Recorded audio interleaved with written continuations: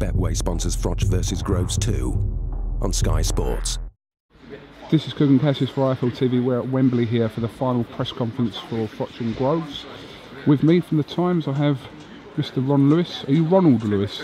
You always try that on me, and that is my name on my passport, but I haven't probably been called that since I was about 13 or something, okay. Or by elderly relatives. Okay, Ron Lewis. I used the term today, anticlimactic. I don't know if that's actually a term. It probably is. I'd say that. That's pretty close to a term anyway. Would you describe that press conference as that? To an extent, yeah. I mean, you've got to wonder what anyone's got left to say with this fight. I mean, the talking obviously started in the ring 6 months ago, and if ever there's a fight that you would say it's been just about done to death, this has absolutely been done to death, to the point that you really are thinking, what can they possibly still ask either of them?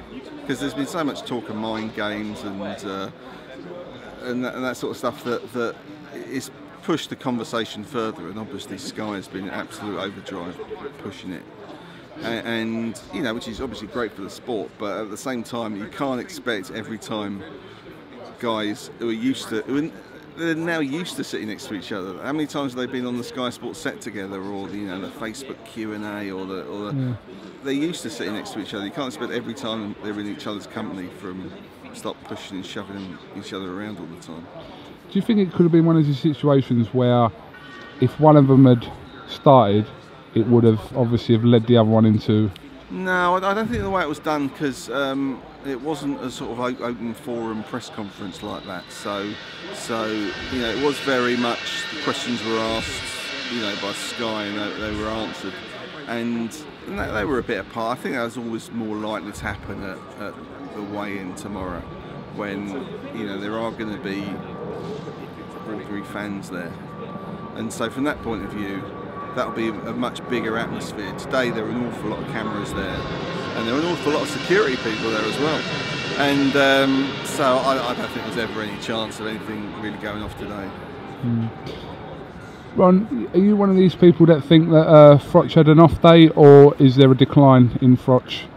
I thought there were signs of a decline in Froch when he fought Kessler. I thought there was, although it was a great fight and they both did great, I thought that basically neither of them looked the fighter that night they were when they first boxed. You know, so following on that, there could be a thread that it was, you know, it was a natural decline. I think he did take him lightly. I think I took George lightly the first fight as well. I remember talking to Carl on the phone a few weeks before it, and he was very, you know, he wasn't really in the zone about it. It was kind of a straightforward thing. He expected to get through and move on to other things. Obviously, the fight exploded. Not, you know, well, actually in the ring it exploded, but also it caught on. It caught on before that fight, which made it such a big deal, and obviously it's led to this where we are now. But I think he had an off night, but it could be that was a sign of a decline. I don't think we'll really know until come the middle rounds on Saturday night, because it could be that George serves it up to him very early on, and Carl has to come from behind. That's kind of what I expect, and Carl has to come from behind to win it. And whether he can do that will be the tester. If he can do that, it'll be a very good win for him. But we don't know until he's in the ring. Everyone's going to say they're in the best shape that they're in. You can't read too much into that. Carl looks happier and less fed up than he did in the last fight, or before the last fight. But is there a decline in Carl? You know, there probably is. He's 36, going on 37 this summer, and it's tough to, however well he can run. That's a lot of years of taking punches. Have you picked a winner for this?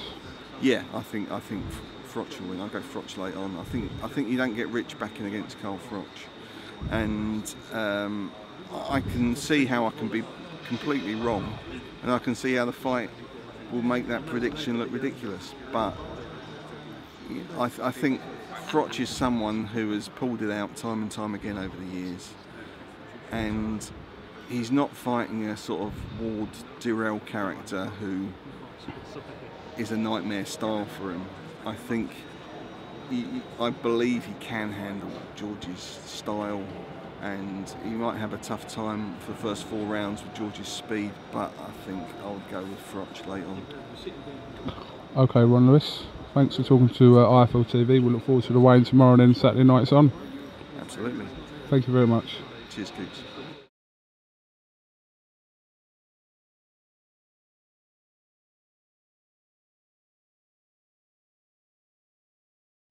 Betway sponsors Froch versus Groves 2 on Sky Sports.